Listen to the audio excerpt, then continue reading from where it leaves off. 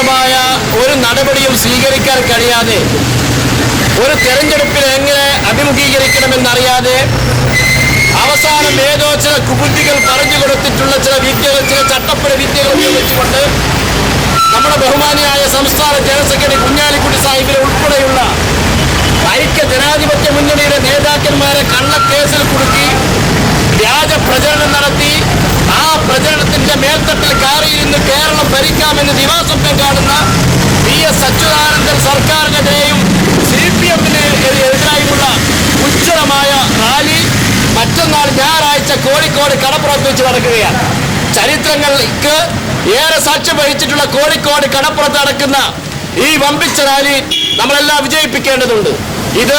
മുസ്ലിം ലീഗിന്റെ നിലനിൽപ്പിന് വേണ്ടിയിട്ടുള്ള റാലിയല്ല, ഇത് കേരള സംസ്ഥാനത്തിന്റെ നിലനിൽപ്പിന് വേണ്ടിയിട്ടുള്ള റാലിയാണ് എന്നുള്ള നിലക്ക് മുസ്ലിം ലീഗിന്റെ മുഴുവൻ പ്രവർത്തകന്മാരും ഇതിൽ പങ്കെടുക്കുകയും മുഴുവൻ ജനാധിപത്യ വിശ്വാസികളും ഇതിനെ അനുഗ്രഹിക്കുകയും ചെയ്യുമെന്ന് മാത്രം സൂചിപ്പിച്ചുകൊണ്ട് നമ്മുടെ ഈ വിളംബര റാലി ഇവിടെ അവസാനിച്ച് അറിയിക്കുന്നു.